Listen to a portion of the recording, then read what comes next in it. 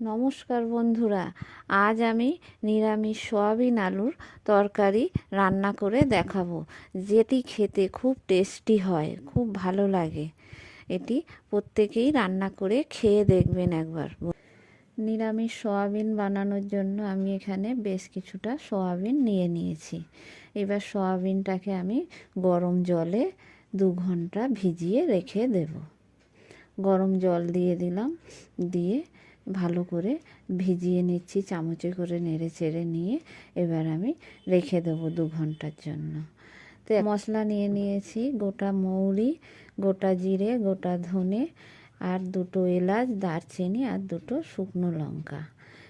সমস্ত মশলাগুলোকে আমি গরম কড়াইয়ের মধ্যে নেড়ে চেড়ে নেব। বেশ কিছুক্ষণ নেড়ে চেড়ে নিতে হবে, বেশ একটা সুন্দর গন্ধ বেরোবে। তারপরে আমি এটা নামিয়ে নেব। নামিয়ে একটু ঠান্ডা করে আমি গুঁড়িয়ে রেখে দিয়েছি, শিলে গুঁড়িয়ে নিয়েছি। দেখুন গুঁড়ো করে রেখে দিয়েছি। এই দেখুন সয়াবিনগুলো কত সুন্দর ভিজে গেছে, কি বড় বড় হয়ে গেছে ভিজে।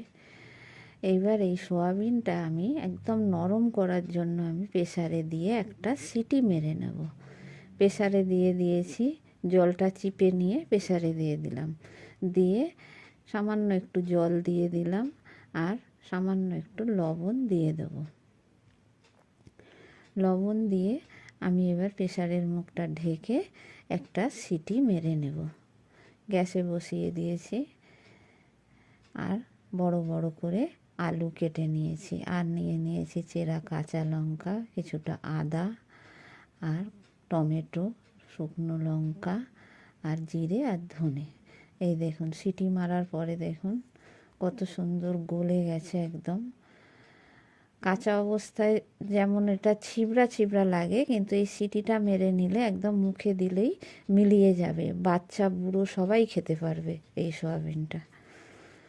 এবার কড়াইয়ে তেল দিয়ে দিয়েছি, সরিষার তেল দিয়ে দিয়েছি, দিয়ে আলুগুলো দিয়ে দেব। দিয়ে আলুটা লবণ দিয়ে দিলাম, হলুদ দিয়ে দিয়েছি, দিয়ে খুব ভালো করে ভেজে নিতে হবে।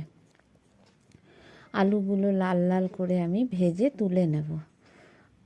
আলুগুলো ভাজা হয়ে গেছে, এবার আমি তুলে নেব। আলু ভেজে তুলে নিয়েছি। এবার ফোড়নে দিয়ে দিলাম 2টো এলাচ, আর একটা শুকনো লঙ্কা, আর একটু গোটা জিরে। ফোড়নটা খুব ভালোভাবে ভেজে নিতে হবে, খুব সুন্দর একটা গন্ধ উঠবে ফোড়ন ভাজার। তারপরেই আমি আদা দিয়ে দেব, বেটে রাখা আদা দিয়ে দিলাম, আর একটু লবণ দিয়ে দিয়েছি। দিয়ে আদাটা একটু ভেজে নিয়ে এবার মশলা দিয়ে দিলাম, বেটে রাখা গোটা মশলাগুলো দিয়ে দিলাম, হলুদ দিয়ে দিয়েছি। দিয়ে মশলাটা একটু কষিয়ে নেব। মশলা কষিয়ে নিয়েছি, নিয়ে এবার কেটে রাখা টমেটো আর চেরা কাঁচা লঙ্কা দিয়ে দিলাম। দিয়ে আবারও একটু মশলার সাথে নেড়ে চেড়ে নিয়ে সামান্য একটু জল দিয়ে দিলাম, যাতে মশলাটা পুড়ে না যায়। মশলাটা আবারও খুব ভালো করে কষিয়ে নিতে হবে। সামান্য একটু লবণ দিয়ে দিয়েছি, আর একটু ধনে পাতা দিয়ে দিয়েছি। দিয়ে মশলাটা খুব ভালো করে কষিয়ে নেব। সামান্য একটু চিনি দিয়ে দিলাম স্বাদ হওয়ার জন্য। এই চিনিটা দিলাম মিষ্টির জন্য না, খুব সুন্দর একটা টেস্ট হবে।